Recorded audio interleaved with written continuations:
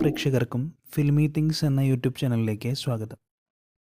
കഴിഞ്ഞ വർഷം തമിഴിൽ നിന്നും എത്തി കേരളത്തിലടക്കം വൻ വിജയം നേടിയ ചിത്രമായിരുന്നു വിജയ് സേതുപതി നായകനായ മഹാരാജ. നിതിലൻ സ്വാമിനാഥനാണ് ചിത്രത്തിന് തിരക്കഥ എഴുതി സംവിധാനം ചെയ്തത്.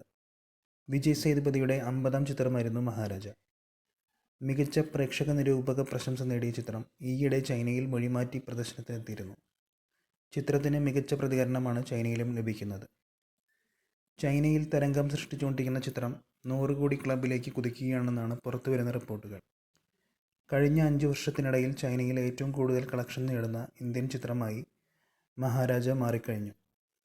ചൈനീസ് എംബസിയുടെ ഒരു വക്താവ് ഇതു സംബന്ധിച്ച് ട്വീറ്റ് ചെയ്തിട്ടുമുണ്ട്. 2018 ശേഷം ചൈനയിൽ നിന്ന് ഏറ്റവും കൂടുതൽ കളക്ഷൻ നേടുന്ന ഇന്ത്യൻ ചിത്രമാണ് മഹാരാജ. സിനിമ 91.55 കോടി രൂപ നേടിയെന്നും ചൈനീസ് എംബസിയിലെ വക്താവ് ട്വീറ്റിൽ കുറിച്ചു.